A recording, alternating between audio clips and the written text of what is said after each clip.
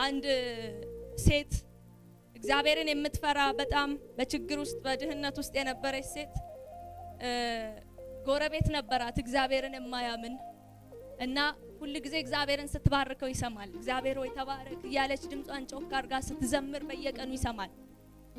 እሷ በጣም በችግር ውስጥ ያለች በድህነት ውስጥ ያለች ናት። አጠገቧ ጋር ያለው ደግሞ ሀብታም ነው፣ እግዚአብሔርን ግን አያውቅም። ሀብት አለው፣ ሁሉ ነገር አለው። ኢየሱስ ጌታ ነው።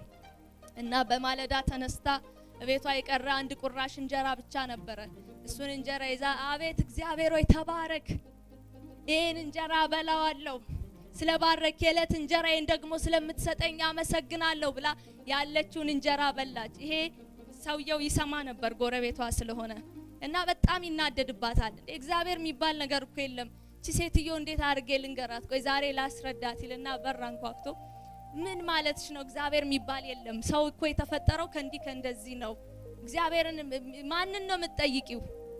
ከቸገረሽ ሰው አትጠይቂም? እግዚአብሔር የሚባል እኮ ነገር የለም ይላታል። ከዛ እሱ እንደዛ እያላት እጇን አንስታ እግዚአብሔር ሆይ የለት እንጀራዬን ዛሬ ስለምትሰጠኝ አመሰግናለሁ አለች። መጽሐፍ ቅዱስ ምን ይላል? የለት እንጀራችንን ዛሬ ነገ ስጠን ይላል እንዴ? የዛሬ ሰው ሆኖ እግዚአብሔር ዛሬ ይሰራል። ሃሌሉያ።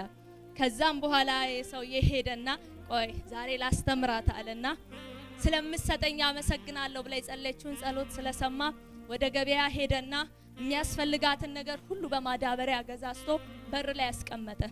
ከዛ አንኳክቶ ተደበቀ።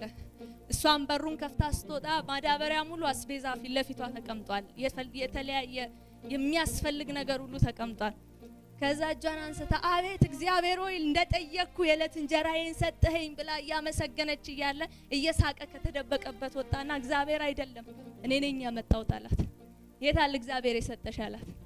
እዛ እሷ እጇን አነሳችና አቤት እግዚአብሔር ሆይ አመሰግንሃለሁ፣ እግዚአብሔር ሆይ ስለገዛህልኝ አስቤዛ አመሰግንሃለሁ፣ ጠላቴን አስከፈልከው አለችው። በጠላት ገንዘብ እግዚአብሔር አስቤዛ ገዛላት።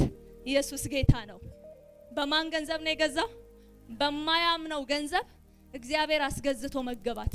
የለት እንጀራ ስለጠየቀችው የየለቱን ኑሩ። ኢየሱስ ጌታ ነው። እግዚአብሔር እየመገበ ያኖራችኋል።